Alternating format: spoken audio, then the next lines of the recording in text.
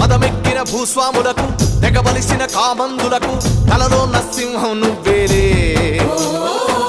రేపవలు నిలకడలేక రెక్కల్ని ముక్కలు చేసే నిరుపేదల ధైర్యం నువ్వయ్యా